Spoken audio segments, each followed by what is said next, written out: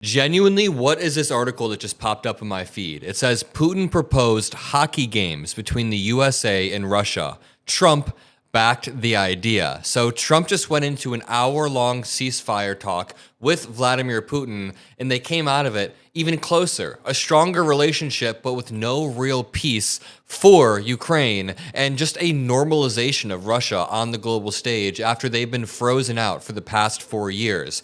This is absolutely insane. I mean, it says the two leaders had a lengthy phone discussion on Tuesday, during which Putin agreed to a proposal by Trump that Russia and Ukraine cease attacking infrastructure for 30 days, but he didn't agree to the actual ceasefire. The Kremlin announced that they talked about the possibility of the two nations competing in hockey games in the United States. They're also going to visit each other. They're going to be buddy-buddy. It was announced last month that Russia and Belarus are to remain frozen out of the IIHF, or the International Ice Hockey Federation competitions, through 2026. It's all a part of culturally punishing Russia while also financially punishing them through sanctions. But Trump wants to lift that. He wants to stop our offensive information intel gathering. He wants to normalize them on like the sports stage. It's all incredibly sick, while Russia had been advancing and killing Ukrainians over the past few weeks. Let's read this article. Let's read the breaking news updates. 27 minutes ago,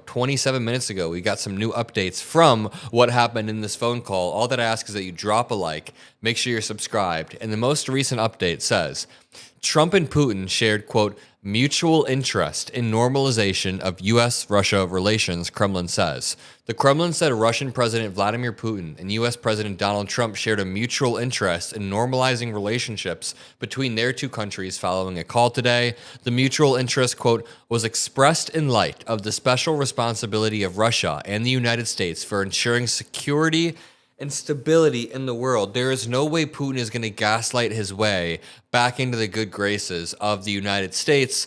The rest of the West has successfully frozen Russia and Vladimir Putin out, but Trump is appeasing him because Trump is transactional. Trump gets a few compliments from Putin and he starts blushing. Quote, in this context, a wide range of areas in which our countries could establish interaction was considered. The thing is, if you know anything about Putin, or anything about the books that he's written, everything he believes is antithetical to what the West stands for what Trump claims to stand for. The idea of free, well, I guess never mind.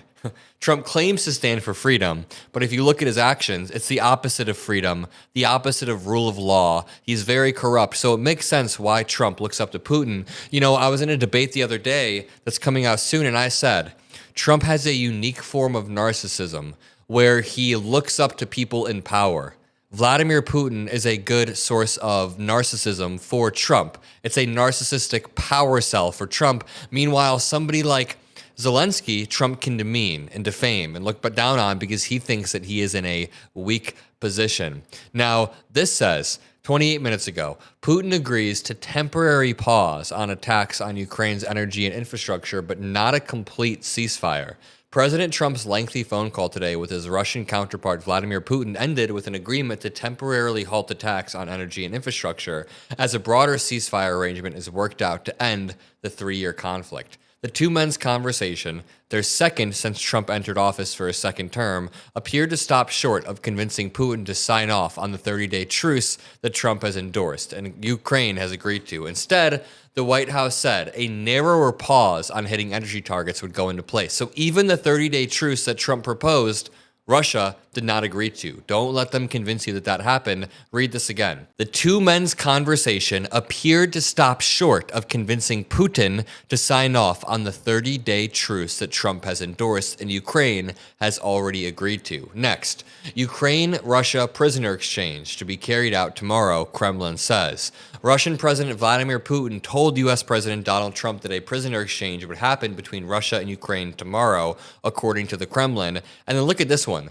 Trump supports idea of U.S.-Russia hockey games, Kremlin says. So Vladimir Putin is taking PR wins in his own country because he's sending out summaries of the call to people in his own country from the Kremlin saying, look I just took a massive win over the U.S., a massive cultural win. Not only did we as a country expand our empire and successfully gain Ukrainian territory, but now the U.S. is letting us back in on the world stage, therefore legitimizing our territorial ambitions. And, you know, For the dude who wrote The Art of the Deal, he really just ceded any leverage that Ukraine had. It was naive of me, but when Trump came into office, I didn't think he would be this bad on Ukraine. I thought he would maybe play hardball with Russia, play hardball with Zelensky, take a fake win and come out just like be really performative about it. And yes, he's performative, but he's completely ceding any leverage Ukraine has. See, Russia has a lot of territory. They're a bigger country with a bigger army, so they do have more leverage. Ukraine is down here, and the way they get more leverage is through security guarantees, through U.S. weaponry, through allies across the globe stepping in. But when Trump pulls out intel sharing, he stops intel sharing with Ukraine, he stops offensive intel gathering against Russia, he stops weapon sharing with Ukraine, stops sending weaponry over there just completely, it loses Ukraine any leverage they have, and Russia grows stronger and stronger, which is not ideal. And then Trump claims victory. He sent out a True Social post claiming victory. I mean, let's open up his True Social post. I haven't actually read the full thing, but I got a notification while recording this video that he sent out a happy True Social post. It says, "My phone conversation today with President Putin of Russia was very good and productive. We agreed to an immediate ceasefire on all energy and infrastructure with an understanding that we will be working quickly to have a complete ceasefire and ultimately an end to this very horrible war between Russia and Ukraine." It's all just a ruse. Here's the thing. It's not a real ceasefire if Ukraine doesn't have security guarantees, because Russia is bound to reinvade. Putin is not a good faith actor. Putin has repeatedly signed deals like in 2000, 2006, 2019, signed deals and then broken them just years later. Even the Budapest Memorandum, which was signed before Putin, was broken. He doesn't care about international law. A peace deal is nothing but a piece of paper he can just shred up. So what you need to provide Ukraine security guarantees, Trump has not done that. This is a performative victory. So when he's saying that Russia wants to end this very horrible war, dude, Russia started the war. Russia is the one that is unilaterally waging this war and doing the bombing. This war would have never started if I were president, says Trump. I hate that line. That is my least favorite line. Quote, "Many elements of a contract for peace were discussed, including the fact that thousands of soldiers are being killed, and both Putin and Zelensky would like to see it end. The process is now in full force and effect, and we will hopefully, for the sake of humanity, get the job done." It's like, yo, Putin and Zelensky don't both want to see it end. Zelensky wants to see it end. He has fought every single day, almost lost his life because he wants to see it end. Putin is the one who is waging the war. I don't get what's so hard to understand about that.